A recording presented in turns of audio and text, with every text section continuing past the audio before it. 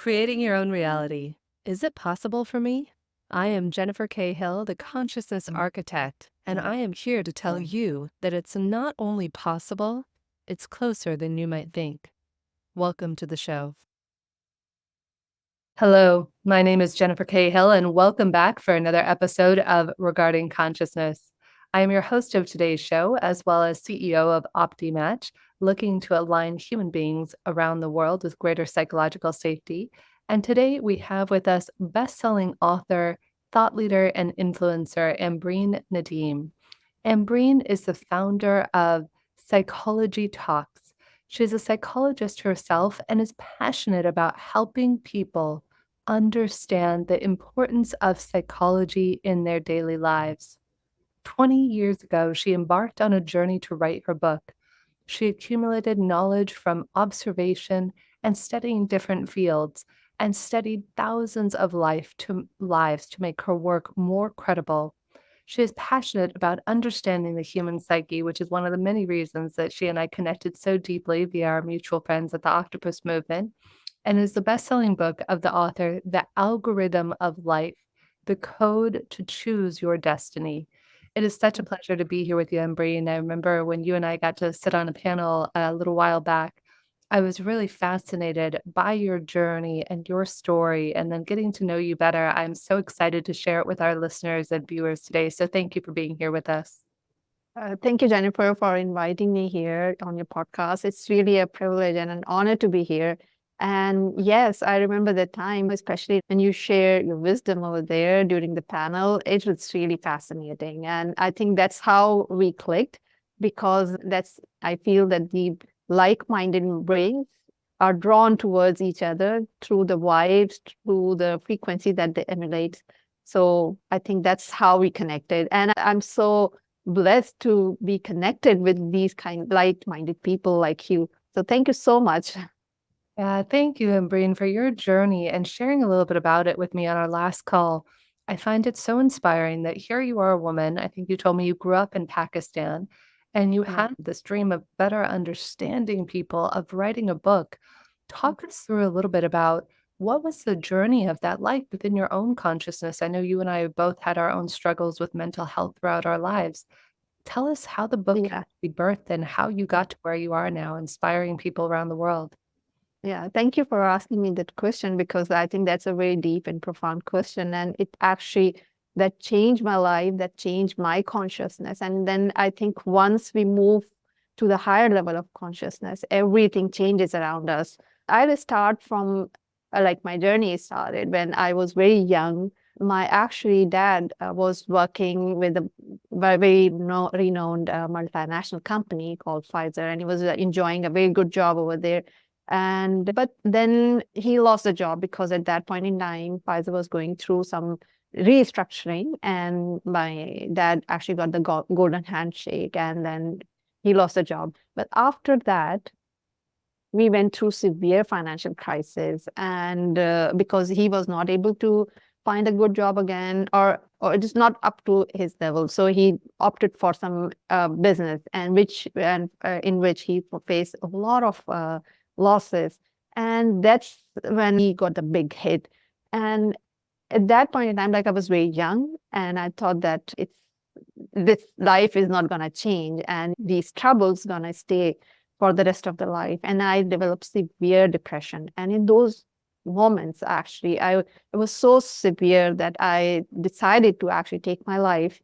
And I had severe suicidal thoughts. And during those thoughts, I decided that one day I just decided that this is the end of my life. It should be the end of my life. But when I decided that, I tried to look for some very easy way to kill myself because everything that every procedure and it requires some kind of it has some pain, right?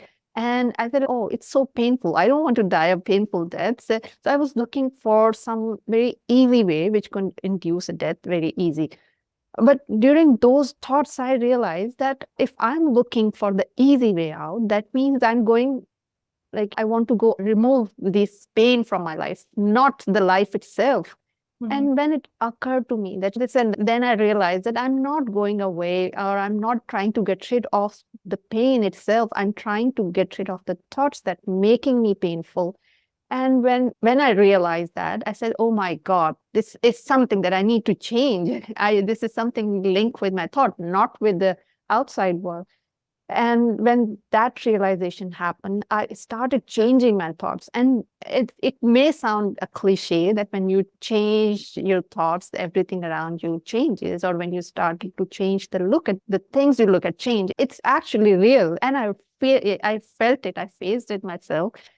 And I said, okay, I think I need to tell this to the world that I know a lot of people have been suffering from this and it needs to change. But at that point in time, I was just in my teenagers and I didn't have, of course, the resources. And I said, and I've grown up in Pakistan where the women are not supposed to have these kind of big dreams to share it with the world or to write a book, because their women are supposed to get married, produce kids, and their identity is linked with their husbands, and they're not supposed to have their own identity. So I felt like, how can I achieve that goal? Because I wanted to write a book and I have my big dreams in my life. So I made a plan, and I gave myself 20 years to write a book.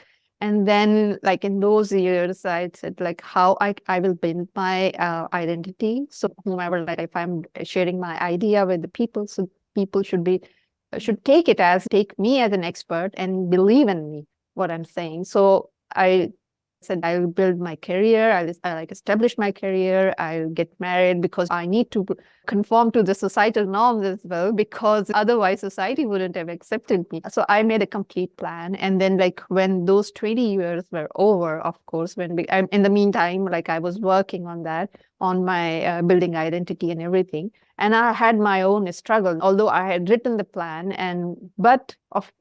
although my life was just like the plan, but I did have a lot of obstacles to follow through, because it's not something that life is not easy. Every time when you have a goal, one thing that I found that we need to keep going for the goal. It's not something that, like, many a times I thought that I cannot do this, I need to give up on that goal.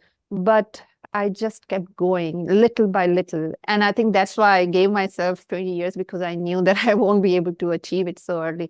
Anyways, so when those 20 years are over, I started, of course, I was writing blogs, I was giving the keynote speeches anyways. So I formally started writing on the book. And then, like, when I started writing on the book, I started meeting with the people who helped me achieve my goal. Like, I found my book coach who helped me. I found lots of other people who helped me achieving that goal.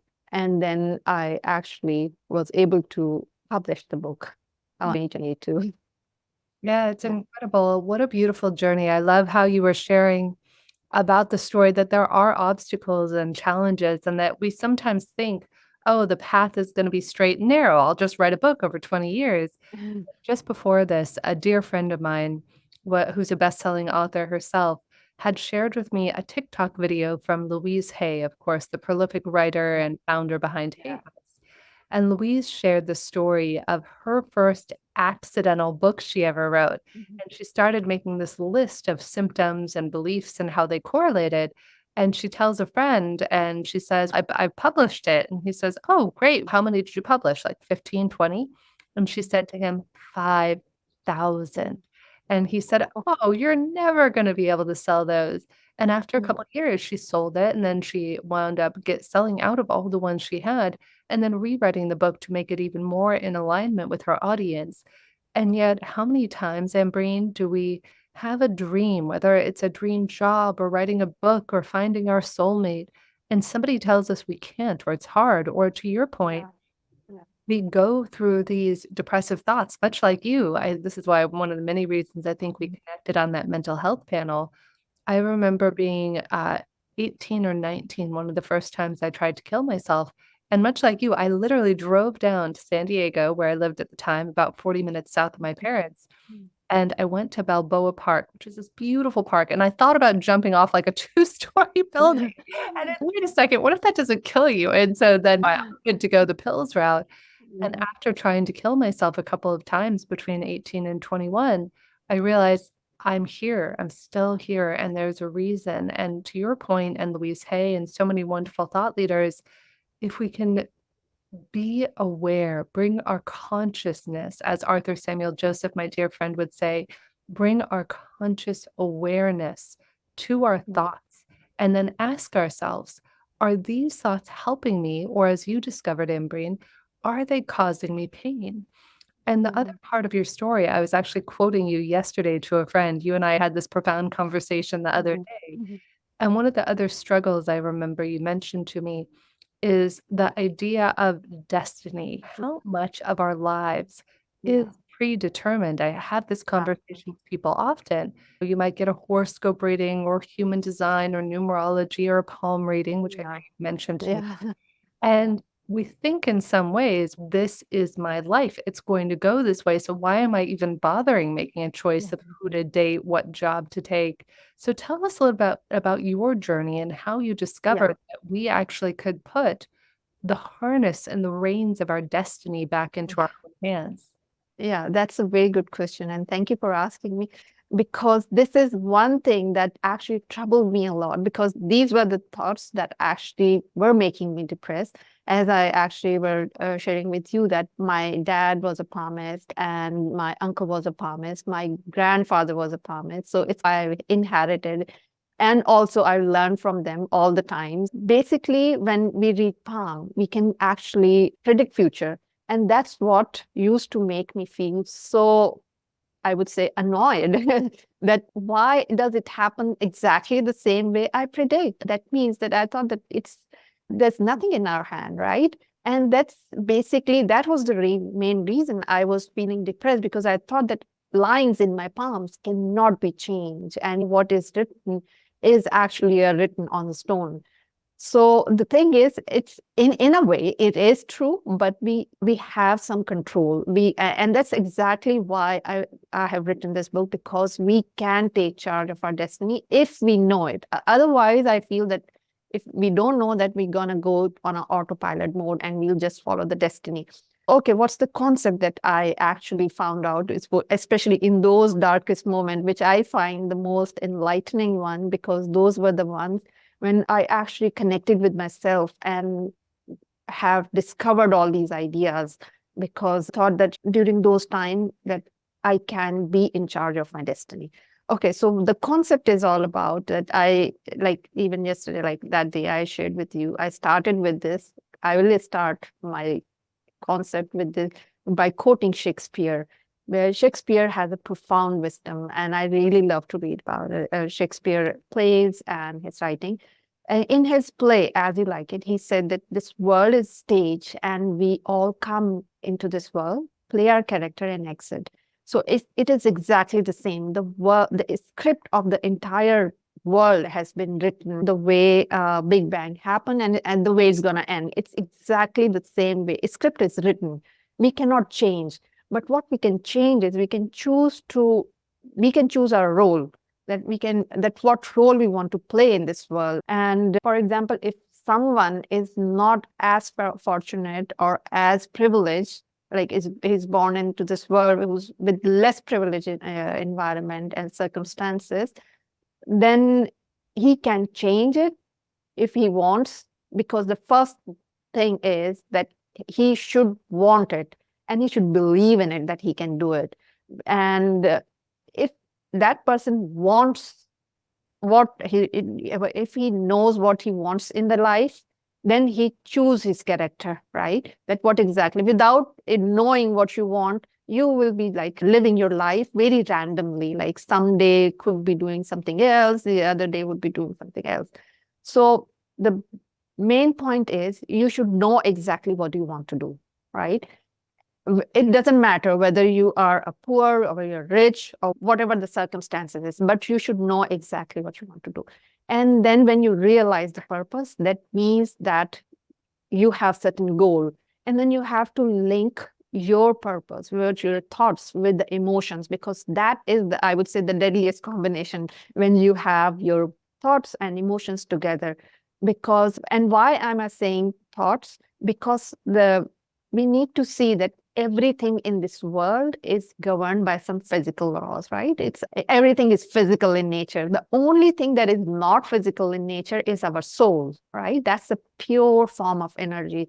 And what else is the pure form of energy is our thoughts. So there is a link between the thoughts and the energy and the thoughts. And sorry.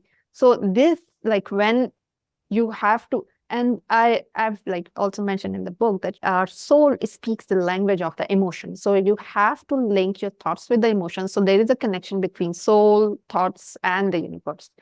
And then thoughts, like through the quantum physics also, it's proven, it's at least theoretically proven that thoughts do not only change the internal physiology. If you keep on changing, if you have the positive thoughts, you change the internal physiology, you create a path which is called neuroplasticity, right? So you not only change the internal physiology, the quantum physics tells us that if we keep on thinking about it with that kind of supercharged emotion, that means we are sending a signal to the universe, and we create the entanglement, right? Hmm. So we're creating an entanglement with our purpose, with the goal which we want. And there is like the ways to do it is like visualization and the other ways that how you can do it. And you're sending the signal to the universe to bring those events in your life. And as I mentioned that day also, these thoughts, these destinies are just like the train tracks, right? So when someone is born to this world, they have been chosen for a track. They're going on a track, and if they don't want this destiny, they need to change the track, because if they stay on the track, there's nothing they cannot change. They just need to change the role, they need to change the track to be on that whatever they wanted in life. And that's how they do it, by choosing the purpose, sending the signal to the universe. And that's when I said also that when you send the signal to the universe, does it their own, does it in its way to create a way for you to achieve or your goal, to reach to your goal, right? And that when you realize, or when you have certain goal in your mind, somewhere from out of nowhere, people will come to you and help you achieve that goal. And like Paulo Coelho said also, if you have a desire to achieve something, the entire universe conspires you for you to achieve that goal. So it is all true. It may sound like very theoretical or something, but if you believe in it and you go for it, you will see, you will witness all the miracles in life. So that's in a nutshell, in a very brief way, I could describe that how we can take charge of the destiny then. Yeah. It's so brilliant. I love that, Ambreen. In fact, you reminded me of a story years ago. So you're mentioning palm reading. And Yeah. years ago, I knew a Kabbalistic face reader and palm reader. And he said so to me something years ago on a show I was doing. And he said, we can not only change our destiny, we can change the shape of our face in 7 months and the lines on our palms. And I Yeah. remember being depressed years ago after going to a palm reader in my early 20s who was like a friend. Oh, let me read your palms. And you think, Mhm. oh, this means I'm not going to have happiness or I'm not going to have this. So I remember this face reader said to me that when we do the work and in order to change the track we're on, we first need to make a shift in our own character and do the thing that's hardest for us, giving up something we're addicted to. It could be TV, social media, drugs, Yeah. alcohol, it doesn't matter. Doing something that is one of the hardest things we could ever do allows us, according to Kabbalists, to jump onto a new track and then go in a new path with a new destiny. And a funny story about this, if you look at pictures of me when I was very young, like in 18, 20 or so, I had very thin lips. And I remember I was about 33 years old and I was talking to one of my dearest friends I had known since I was a teenager. And I had sent her a picture of me at a party. And she said, how could you? You got lip filler. And I said, no, I didn't get lip filler. And I never understood why she said that until a decade later, the Mhm. space raider explains to me if we bring more passion to our lives, our lips get fuller, as just one silly little example.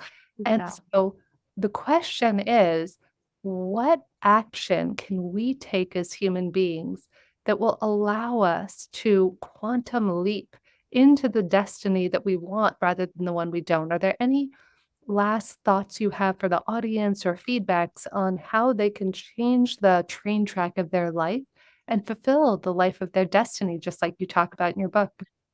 Yeah, that's again a very brilliant question.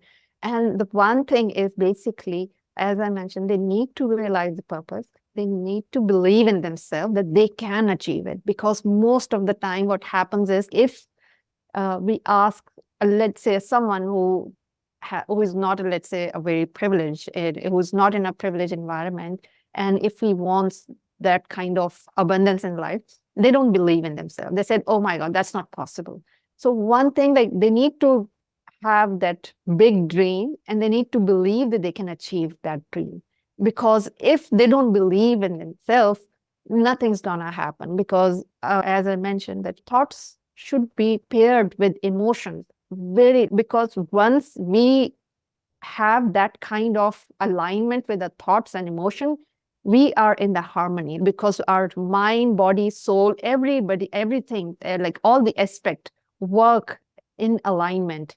And that's exactly what we want. And that's how we get into the state of flow, I would say. I usually call in my book, I just describe it as a what is called it just took out of my mind. It's the passion. It's called what is called the oh my God, it just It's okay when it drops back. yeah, it's yeah. So basically, this is the frequency. There is one resonant frequency. Yes. So a passion or is something is like a resonant frequency. That because one everything in this world has that resonant frequency. When they achieve that resonant frequency, that actually achieve the optimal level. And when we realize that purpose or the passion, we achieve that resonant frequency of our soul, and then we go into the track that we want to achieve. So one thing I would just say that realize the purpose and believe in themselves that they can achieve it, and then just go for it. Don't There will be this obstacle, there will be disruption, a lot of disruption there when they feel so much disheartened. Like even in my journey, like when I started it, because as a young woman who has some dream of becoming a best-selling author, I would say, or the author, like just to write a book was a big dream for me. And a lot of people used to tell me that I cannot do this because I was a woman. I didn't have resources. And most of the people think that it was their reality. They think that I just need to focus on my family and raising up the kids, which of course I did. It's not something that I did not do, but I did not give up on my dream as well. Just, I would say, dream big and believe in yourself that you can achieve it. You're echoing the words, Ambreen, of another brilliant author. I was recently reading his book, Sunil Gupita, I believe it's his name. Oh. And he wrote a book called Backable. And he studied and he's what has somebody be backable? What means somebody will believe in your dreams, get behind your book, get behind your company or your dream. And one of my favorite things is he said the precise same thing. He said, the people who are the most backable are the ones who believe in themselves, who have this burning desire that they Yeah. are the biggest believer of their product, their service, their company. And you even see it in dating. I don't know why this just dropped in. You might meet somebody and they're not the most attractive person in the world, yet they pull in the girls or guys or they or them. It doesn't matter. But it's because they believe in themselves. And it's that certain je ne sais quoi, that certain something. So what great advice, Ambreen. And where can Thank you. people connect with you if they want to read your book? I know you have a huge following on LinkedIn. What's the best way for people to connect with you? I'm very active on LinkedIn, so they can, if they are following me, they can send a message to me. They can also check out my work from my website, thepsychologytalks.com. And I think if they want to find a book, it's available on Amazon.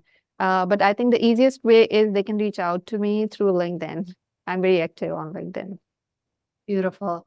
Today we've had Ambreen Nadeem on the show talking about her book, The Algorithm of Life, and how we can shift our thoughts to shift and change our destiny and begin to hop on to a different train track, the track that leads us to our dreams and our deepest hearts and desires being fulfilled. I am Jennifer Cahill, and my wish for each and every one of us is whatever it takes for us to jump onto that new track that leads to our dreams, that we have the strength and certainty and belief in ourselves that allows us to do. Thank you for being here with us. Thank you so much for having me here. Thank you.